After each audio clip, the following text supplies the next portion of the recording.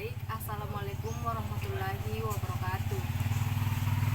Di sini saya akan menjelaskan modul 2 dasar-dasar perilaku individu dalam organisasi. Di sini perilaku sosial dalam Islam. Quran surah Az-Zukhruf ayat 32 yang artinya kami telah menentukan di antara mereka keadaan hidup mereka di dunia ini, dan kami telah meninggikan sebagian mereka daripada sebagian yang lain beberapa derajat, agar sebagian mereka mengambil manfaat dari sebagian lain. Maksudnya manusia adalah makhluk sosial yang hidup saling berdampingan, atau manusia hidup saling membutuhkan. Maka organisasi itu penting, atau kata lain hubungan sosial itu penting agar mempererat suatu hubungan. Selanjutnya,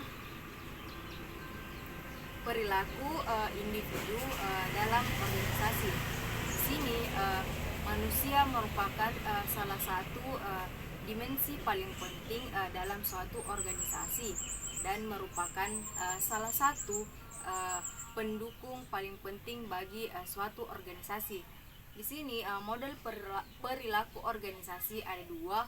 Yang pertama, karakteristik individu yang terdiri dari kemampuan, kebutuhan, kepercayaan, pengalaman, pengharapan, dan lain-lain. Terus yang kedua, karakteristik organisasi, yaitu hierarki, tugas-tugas, wewenang, tanggung jawab, sistem reward, sistem kontrol, dan lain-lainnya.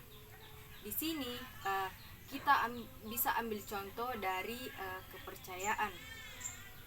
Di sini suatu individu dapat dipercaya atau dipercayai memegang suatu tanggung jawab atau tugas-tugas dari suatu organisasi.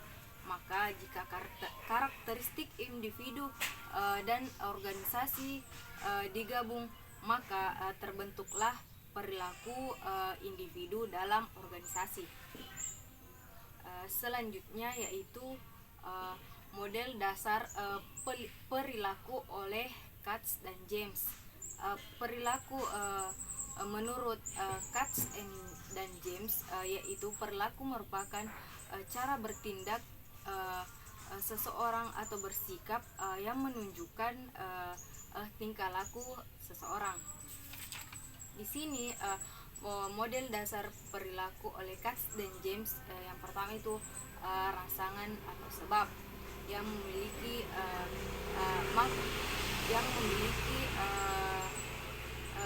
rangsangan atau sebab, maka akan memiliki kebutuhan, keinginan, ketegangan, ketidaksenangan.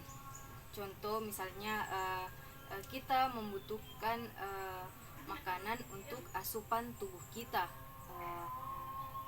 Penyebabnya yaitu karena kita membutuhkan asupan atau makanan untuk kelangsungan hidup. Terus apa bedanya kebutuhan, apa itu kebutuhan dan apa itu keinginan?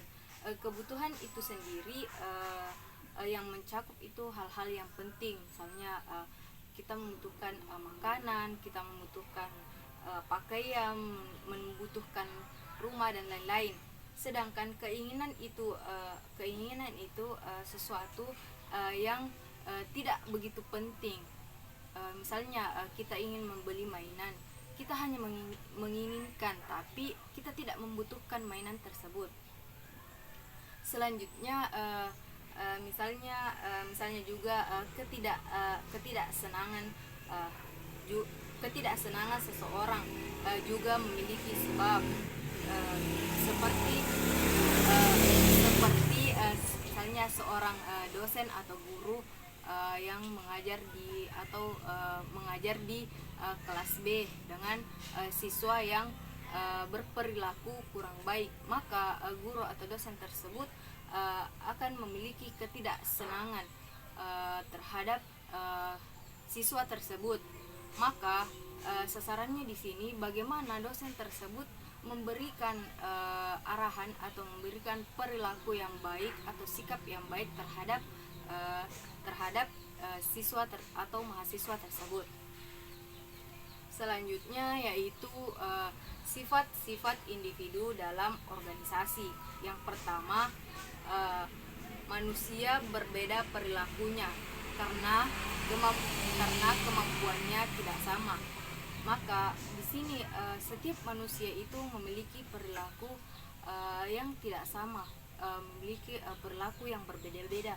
Maka setiap organisasi harus mengetahui kemampuan dari anggotanya. Selanjutnya yang kedua, manusia mempunyai kebutuhan yang berbeda-beda. Jelas di sini bahwa setiap orang itu memiliki kebutuhan yang berbeda-beda. Misalnya si A membutuhkan ini dan si B membutuhkan ini. Maka dari itu misalnya seorang pemimpin organisasi harus mengetahui apa saja kebutuhan anggotanya. Selanjutnya yang ketiga yaitu orang berpikir tentang masa depan dan membuat pilihan tentang bagaimana bertindak. Di sini manusia hidup pasti memiliki tujuan, pasti memiliki mimpi atau planning kehidupan bagaimana ke depannya. Di sini maka di sini organisasi diajarkan bagaimana organisasi tersebut bisa mencapai masa depan atau tujuan organisasi yang lebih bagus. Baiklah, sekian dari penjelasan saya tentang perilaku organisasi dengan modul 2. Kurang dan lebihnya mohon dimaafkan. Wabillahi taufiq wal hidayah. Assalamualaikum warahmatullahi wabarakatuh.